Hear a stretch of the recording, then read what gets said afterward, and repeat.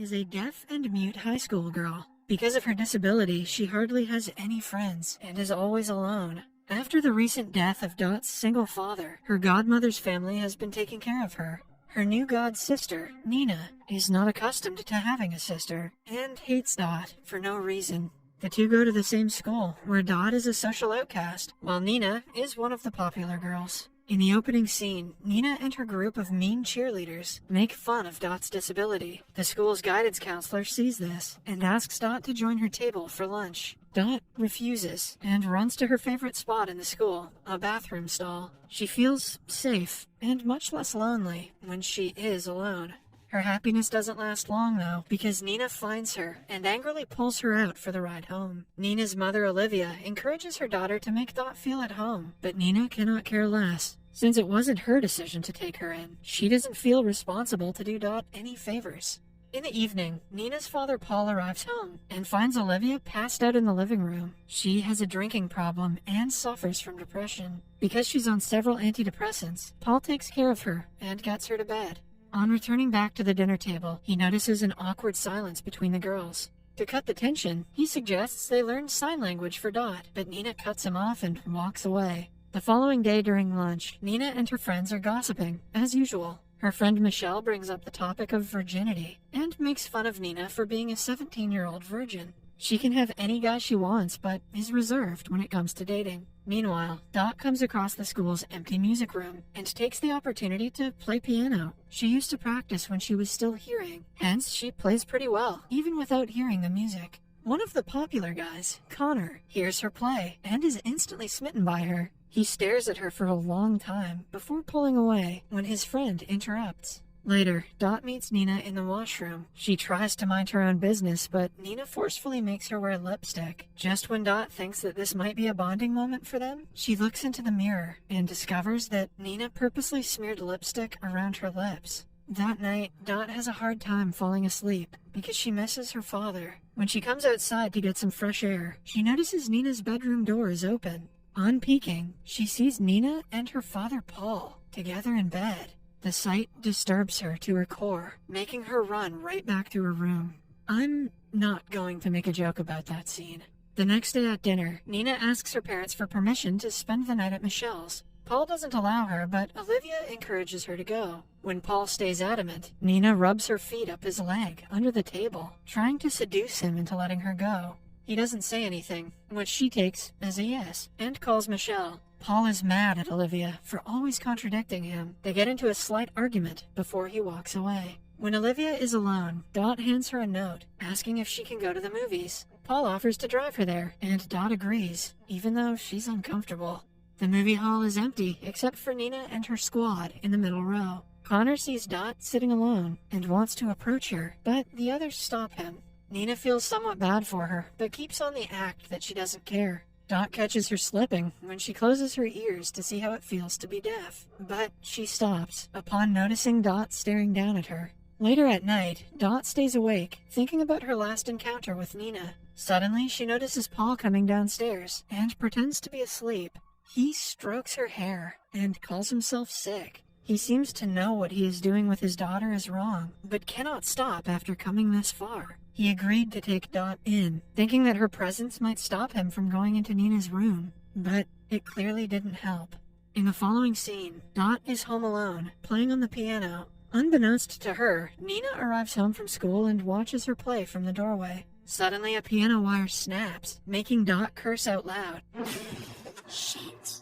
Nina freezes in shock, realizing that Dot could hear them all this time. She pretends to have just gotten home and doesn't call her out on the lie. The next day at lunch, Nina sits with Dot for the first time. As Dot looks at her in confusion, Nina begins explaining little details about her private time with her father. She is clearly doing it to get a reaction out of her, but Dot remains calm. Before leaving, she also claims that she is going to use Michelle's gun to kill Paul at night. Dot still doesn't give her the attention she wants, but is afraid that she might be telling the truth. To get her mind off Nina, she goes to the music room again to play piano. This time, she notices Connor staring at her through the door. She gets nervous and tries to leave, but the guy stops her. He asks her out on a date to work on a lab report together. His plan fails when she shows him the already completed report. That night, the family is enjoying dinner together when Connor knocks at the door, surprising everyone. He asks Dot to come to the library to go over the lab report. She reluctantly agrees just when Michelle arrives and hands a bag to Nina.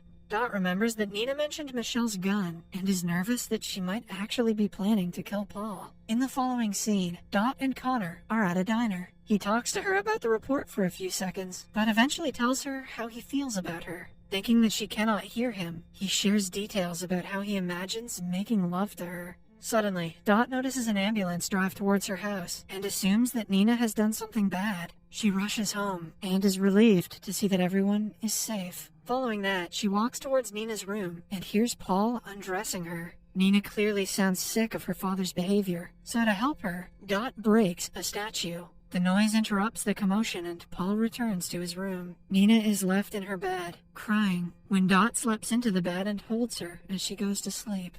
In the following scene, Nina is ironing her cheer uniform while talking to Dot. She promises to kill Paul that night with the iron and burns the face off a teddy bear for effect. Dot still gets the impression that Nina doesn't know she can hear, hence she pretends to have not heard her plan. Later that day, Nina and Michelle cheer for the school's basketball team. Connor is on the team, but is so bad that the coach sends him to the bench in the first few minutes. After the game, Connor and Dot go by the pool and spend some time together. Connor thinks that she cannot hear him and starts talking about his sex life. Suddenly, Dot takes off her top, and the two make love by the pool. Meanwhile, at home, Olivia suggests that Nina and Connor would make a great couple. The comment makes Paul mad, as he accuses her of making her daughter dress like a slut.